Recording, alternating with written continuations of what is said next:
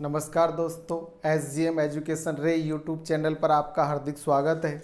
जैसा कि अपना जो फर्स्ट ग्रेड, सेकंड ग्रेड और रीट भर्ती परीक्षा के लिए जो स्पेशल बैच चल रहा है उसमें हम पढ़ रहे हैं छंद। और जो अपना सभी भर्ती परीक्षाएं जिनमें हिंदी पूछी जाती है उनके लिए जो अपना ये स्पेशल बैच चल रहा है उसमें अब हम पढ़ रहे हैं संधि। जैसे कि पूर्व कक्षाओं में हमने भाषा के बारे में पढ़ा, भाषा के बाद हमने इसमें आपके वर्ण विचार टॉपिक पढ़ा और वर्ण विचार के बाद उसी क्रम में हमने यहाँ अपना जो टॉपिक जो प्रकरण लिया है वो है संधि। और संधि प्रकरण में भी हमने संधि की परिभाषा, संधि का शाब्दिक अर्थ, संधि के भेद आदि को पहले पढ़ा था। तो संधि के भेदों में हमने पहला भेद जो स्वर संधि है उसे पूर्व कक्षाओं में कंप्लीट पढ़ लिया है, जिसमें आपका दीर्घ, गुण, वृद्धि, यण, अयादि आदि भेदों को हमने विस्तृत रूप से पढ़ा। उसी क्रम में हमारा दूसरी जो संधि है व्यंजन संधि वो चल रही थी और दूसरी जो व्यंजन संधि है उसमें भी हमने व्यंजन संधि के लगभग 12 नियम पूर्व कक्षाओं में पढ़ लिए हैं। अब उसी क्रम में अपने आगे यहाँ 13 से और बचे हुए व्यंजन संधि के सभी नियमों को हम पढ़ेंगे। जैसे कि स्वर संधि के तो भेद होते हैं जबकि व्यंजन के कोई भेद नहीं होते हैं। व्यंजन संधि के मात्र नियम होते हैं जिन्हें हम क्रम से पढ़ रहे थे। और आपने सबसे पहले यानी कि व्यंजन संधि का पहला नियम पढ़ा कि किसी भी वर्ग के प्रथम वर्ण के बाद अगर सघोष वर्ण आते हैं तो वो प्रथम वर्ण अपने ही वर्ग के तीसरे वर्ण में बदल जाता है। दूसरा नियम कि किसी भी वर्ग के प्रथम वर्ण के बाद अगर ने या में वर्ण आते हैं तो वो प्रथम वर्ण अपने वर्ग यानी कि वो प्रथम वर्ण है वो पंचम वर्ण अपने ही वर्ग के पंचम वर्ण में बदल जाता है। तीसरा नियम, मैं के बाद अगर स्पर्श वर्ण आते हैं तो मैं का या तो अनुस्वार होता है या मैं पंचम वर्ण में बदल जाता है। चौथा नियम, मैं के बाद अगर अंतस्थ या ऊष्म आते हैं तो मैं का मात्र अनुस्वार होता है। और इसी कड़ी में हमने आगे नियम पढ़े थे कि तय के बाद जो कि एक तरह से बहुरूपीय वर्ण है अर्थात इनके सामने जैसा वर्ण आते हैं तय उसी वर्ण में बदल जाता है। कि तय के बाद च छ आता है तो तय का च हो जाता है, तय के बाद जे आता है तो तय का जे हो जाता है, तय के बाद टे आता है टे ठे तो तय का टे हो जाता है, तय के बाद अगर डे आता है तो तय का डे हो जाता है, तय के बाद ने या में आता है तो तय का ने हो जाता है, तय के बाद अगर आपके लय आता है तो तय का लय हो जाता है। इसी क्रम में हमने आगे यानी कि तय का रूप परिवर्तन को ही पढ़ा। आगे के नियमों में हमने पढ़ा कि तय के बाद अगर है वर्ण आ जाता है तो तय का तो हो जाता है आपके द, तय का तो द में परिवर्तन हो जाता है का ध में परिवर्तन हो जाता है। उसके बाद अगला नियम कि तय के बाद अगर श वर्ण आ जाता है तो तय का च और से का छ हो जाता है। इस प्रकार हमने पूर्व कक्षाओं में ये नियमों को विस्तृत रूप से समझा। अब उसी कड़ी में अपने जो अगले नियम है 13वां, 14वां, 15वां, 16वां, 17वां, 18वां, 19वीं ये नियमों को और हम क्रम से देखते हैं। तो देखिए यहाँ 13वां नियम, इस नियम में बताया अगर तय और दय वर्णों के बाद के, से, ते, थे, छे, पे ये सभी आपके अघोष वर्ण है। कौन से वर्ण है? अघोष। अघोष में किसी भी वर्ग का प्रथम और द्वितीय वर्ण और आपके जो से ऊष्म वर्ण ये 13 वर्ण होते हैं। तो यहाँ के, से, ते, थे, छे, पे इन वर्णों में से तय के बाद इन वर्णों में से कोई सा भी वर्ण आए तो तय का तय हो जाता है, तय में बदल जाता है। जैसे शतकर्म, इसका संधि करते हैं तो हो जाता है सत प्लस कर्म। तो यहाँ तय के बाद के आने से तय का परिवर्तन तय में यानी तय रह जाता है। इसी प्रकार संस्कृत में ही सद प्लस कर्म होता है तो दय का परिवर्तन तय में हो जाता है, लेकिन हिंदी में सभी तय के साथ आएंगे। जैसे उत्पन्न का उत प्लस पन्न, तत्क्षण का तत् प्लस क्षण, उत्तर का उत प्लस तर, उत्थान का उत प्लस थान, ऐसे उत्क्षिप्त उत प्लस क्षिप्त। तो यहाँ 6 के प्लस से के योग से इसलिए यहाँ उत्कृष्ट उत प्लस कृष्ट, संसद प्लस सदस्य, उत प्लस तप्त, उत प्लस तीर्ण, उत प्लस कोच, तत् प्लस सम, मृत प्लस पात्र, संसद प्लस सत्र और मृत प्लस टीका। इस प्रकार हमने देखा कि यहाँ इनमें से यानी कि कैसे, ते, थे, छे, पे के बाद यानी कि तैदे के बाद ये वर्ण आए तो तैदे का परिवर्तन मात्र किसमें होता है, ते में, यानी कि तैदे ते में बदल जाते हैं। इसके बाद अपना 14वां नियम, ए आ ई और उ ये स्वर है, इन स्वरों के बाद अगर छह वर्ण आ जाता है यानी छतरी वाला छह आ जाता है तो मध्य में चे वर्ण का आगम हो जाता है, यानी कि चे जुड़ जाता है। जैसे आपके स्वच्छंद है, आच्छादन है, परिच्छेद है, अनुच्छेद है। तो जैसे माना कि अनुच्छेद की संधि करते हैं तो हो जाता है अनु प्लस छेद, अनु प्लस छेद। तो यहाँ ऊ के बाद छह वर्ण आने से मध्य में चे का आगम हो जाएगा। एक छत्रु, आ प्लस छन्न, यहाँ आपके आ प्लस छन्न, अब यहाँ चे का आगम हो जाता है मध्य में। प्रछन्न, प्र प्लस छन्न, विच्छेद बी प्लस छेद, मुख छवि बी प्लस छिन्न, वृक्ष प्लस छाया, मात्र प्लस छवि, प्रति प्लस छाया। तो इनमें सभी में ए आ ई और ऊ स्वर पहले आ रहे हैं और बाद में छह वर्ण आ रहा है, इसलिए मध्य में चे का आगम होगा। ये परिवर्तन आपके 14वें नियम में होता है। 15वां नियम, यदि ई और ऊ स्वरों के बाद स्लेट वाला से आ जाता है तो से का परिवर्तन षटकोण वाले श में हो जाता है। ई ऊ के बाद से आए तो से का परिवर्तन श में हो जाता है। जैसे कि निषेध है, विषम है, सुषुप्ति है, सुस्मिता है, विषाद है, निषेचन है। तो सुस्मिता का जैसे सु प्लस स्मिता, ये आपका वर्गीकरण होगा, सु प्लस स्मिता। तो यहाँ ऊ के बाद से वर्ण आने से ये से जो आया उसका परिवर्तन षटकोण वाले से में हो जाता है और शब्द हो जाता है सुस्मिता। विषाद बी प्लस शाद, नी प्लस सेचन, निषेचन, नी प्लस सेचन, अनुषंग, अनु प्लस संग, अभिषेक, विसूचिका, बी प्लस सूचिका, ये आपका वर्गीकरण होगा। तो ई के बाद श का परिवर्तन षटकोण वाले से में, बी प्लस साध, अभी प्लस सिक्त, उपनिषद। तो यहाँ उपनी प्लस शत और निषन्न, नी प्लस सन्न, नी प्लस सन्न, ये आपका वर्गीकरण होगा। तो ई के बाद से आने से ये षटकोण वाले से में बदल जाते हैं और षटकोण वाले से में बदलने से इसके बाद आए ने और ने, वो ने का ने हो जाता है या ने का ने परिवर्तन हो जाता है।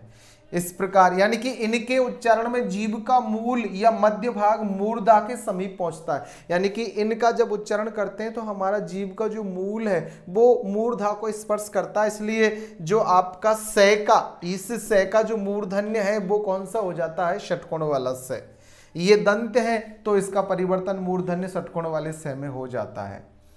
अगला आपके 16वां नियम कि ई, री, रे और से, ये चारों वर्णों के बाद अगर ने नल वाला आ जाता है तो उसका परिवर्तन ने में हो जाता है। जैसे कि अभी हमने यहाँ देखा नी प्लस सन्न, तो नी यानी कि ई के बाद से आने से इसका से का परिवर्तन षटकोण में और ने का परिवर्तन ने में हो जाता है। तो ई, री, रे और से के बाद ने आएगा तो ने का परिवर्तन ने में हो जाता है। जैसे परिणति, परिणाम, परिणाम, पुराण, मरण, प्रण, प्रणेता। तो इसकी संधि करें माना कि तो प्रे प्लस नेता हो जाता है। तो यहाँ प्रे यानी पे और रे के बाद ने आ रहा है तो ने का परिवर्तन ने में हो जाता है और आपका शब्द हो जाता है प्रणेता। ऋण, रामायण, तो इसका संधि करते हैं तो राम प्लस अयन हो जाता है। तो यहाँ ने का ने में परिवर्तन, इस प्रकार यहाँ व्यंजन संधि और स्वर भी हो रही है। नारायण, नर प्लस अयन, प्रणति, प्रे प्लस नति, प्रणीत, प्रे प्लस नीत, प्रणय, प्रे प्लस ने, शूर्पनखा, तो इसका करते तो हो जाता है शूर्प प्लस नेखा। तो यहाँ आपके रे के बाद ने आने से यहाँ ने का परिवर्तन ने में और शब्द हो गया शूर्पनखा। त्रि प्लस ने, उष प्लस ने, कृष्ण, ये हो जाएगा आपकी कृष्ण प्लस ने, ये कृष्ण। प्रे प्लस एसन, तृष्णा, त्रि प्लस न, त्रिश प्लस न, त्रिश, ये हो जाता है त्रिश प्लस न, तृष्णा। विष्णु, विष प्लस नु। इस प्रकार हमने देखा कि अगर ई, री, रे और शे वर्ण के बाद ने आता है तो ने का परिवर्तन ने में हो जाता है। ये आपका 16वां नियम है। 17वां नियम, ये आपके उपसर्ग के योग से संबंधित है। परि और सम ये दोनों उपसर्ग है। परि और सम उपसर्ग के बाद क्री धातु से बनने वाला, अब क्री का मतलब कर, करके या कार, करण आदि जो शब्द होते हैं इनका अर्थ निकलता है। तो परि या सम उपसर्ग के बाद क्री धातु से बनने वाला कोई भी शब्द आ जाता है, तो परि के बाद क्री धातु से बनने वाला शब्द आता है तो षटकोण वाले से का आगम होता है, और सम के बाद क्री धातु से बनने वाला कोई शब्द आता है तो से स्लेट वाले वर्ण का आगम हो जाता है। जैसे परिष्कार, परिष्कृत, परिष्कृति, परिष्करण, परिष्कर्ता, तो इसका संधि करते हैं तो जैसे हो जाता परि प्लस करण। तो यहाँ परि के बाद के यानी कि क्री धातु से करण आदि शब्द आ रहे हैं, इसलिए मध्य में ये षटकोण वाले से का आगम हो जाएगा और परिष्करण शब्द बन जाएगा। ऐसे ही परि प्लस कार, परि प्लस कृत, परि प्लस कृति, परि प्लस कर्ण और परि प्लस कर्ता, मध्य में श का आगम हो जाता है। ऐसे ही शम के बाद क्री धातु से बनने वाला कोई भी शब्द आए तो जो मध्य में स्लेट वाले से का आगम हो जाता है, जैसे संस्कार, संस्कृत, संस्कृति, संस्करण, संस्कर्ता, तो इसका संधि करते हैं तो हो जाता है सम प्लस कार। तो यहां सम के बाद क्री धातु से यानी कार शब्द आ रहा है, इसलिए इसका जो परिवर्तन है वो आपके स्लेट वाले से यानी कि स्लेट वाला से इसमें आ जाता है, जुड़ जाता है, उसका आगम हो जाता है। तो सम के बाद अगर क्री धातु से बनने वाला शब्द आता है तो स्लेट वाले से का आगम, और परि के बाद क्री धातु से बनने वाला शब्द आता है तो षटकोण वाले से का आगम। तो इसका हो जाएगा सम प्लस कार, सम प्लस कृत, सम प्लस कृति, सम प्लस कर्ण, सम प्लस कर्ता। तो इस प्रकार यहाँ ये परि और सम उपसर्ग के बाद क्री धातु से बनने वाला शब्द आता है तो क्रम से का आगम हो जाता है, जो हमने देखा। नियम 18, अहन शब्द का अर्थ होता है आपके दिन। अहन का अर्थ क्या है? दिन। तो अहन के बाद अगर री, अहन के बाद रे, यानी कि अहन के बाद रे वर्ण आ जाता है तो अहन का परिवर्तन हो जाता है अहो में। ये किसमें बदल जाएगा? अहो। और अहन के बाद रे को छोड़कर कोई अन्य वर्ण आता है तो अहन का हो जाता है अहर। ये स्थिति होती है कि अहन के बाद रे आ जाए तो अहो हो जाएगा अहन का, अहन के बाद रे को छोड़कर कोई अन्य वर्ण आ गया तो अहन का अहर हो जाता है। जैसे अहोरात्र, अहोरूप, अहोरुदय, अहर आदि ये शब्द है, तो अहोरात्र का संधि करते हैं तो हो जाता है अहन प्लस रात्रि, अहन प्लस रात्रि। तो अहन के बाद रे वर्ण आने से अहन का हो जाता है अहो और शब्द हो जाता है अहोरात्र। इसी प्रकार अहरुदय, तो अहरुदय का संधि करते हैं तो हो जाता है अहन प्लस उदय, अहन प्लस उदय, अहरुदय, अहन, अहरुदय, अहन प्लस उदय। अब यहाँ अहोरात्र, अहोरूप, अहन प्लस रूप, अहन प्लस उदय, अहरह, ये तो यहाँ ने के बाद उ, रे को छोड़कर अन्य वर्ण आने से ये अहर में बदल जाता है, इसका हो जाता है अहर। यानी कि अगर अहन के बाद रे वर्ण आ रहा है तो अहो होगा, और अहन के बाद अगर रे को छोड़कर अन्य वर्ण जैसे कि यहाँ आपके उ आया है तो ये अहर हो जाता है। इस प्रकार आपके अहरुदय बना। तो अहोरात्र अहन प्लस रात्रि, अहोरूप अहन प्लस रूप, अहरुदय अहन प्लस उदय, अहरे अहन प्लस अहन, इसका विग्रह होगा अहन प्लस अहन। तो ये दिन के बाद दिन। इसी प्रकार अहन के बाद रे को छोड़कर अहरनिश, इसका विग्रह करते तो हो जाता है अहन प्लस निशा, रात्रि का वर्णन है, दिन और रात। अहन के बाद आपके रे को छोड़कर अन्य वर्ण आ रहा है इसलिए अहन का अहर हो जाता है और शब्द हो जाता है अहरनिश। अहर मुख, तो अहन प्लस मुख, अहर भाग, अहन प्लस भाग, इस प्रकार इनकी संधि होगी। तो हमने देखा कि अगर अहन के बाद रे वर्ण आ रहा है तो अहन का अहो होगा, और अहन के बाद रे को छोड़कर कोई अन्य वर्ण आएगा तो अहन का अहर हो जाएगा। इस प्रकार आपके ये नियम है। इसके बाद आपका 19वां नियम, कि दुर और निर ये दोनों उपसर्ग है, इनके बाद रे वर्ण आता है, दुर और निर के बाद रे वर्ण आता है, तो दुर और निर के जो लघु दु और नी है उनका दीर्घ हो जाता है और रे का लोप हो जाता है। जैसे दुराज, दुरम्य, निरोग, नीरस, नीरव, निरंध्र, नीरज। तो दुराज का करते हैं तो हो जाता है दुहु प्लस राज, तो यहां दु प्लस राज, इसका विग्रह करते तो दुर प्लस राज, दुर प्लस राज, दुर के बाद रे, दुर रे के बाद रे आने से दुर का दु यानी कि दीर्घ दु हो जाएगा और राज शब्द जुड़ जाएगा।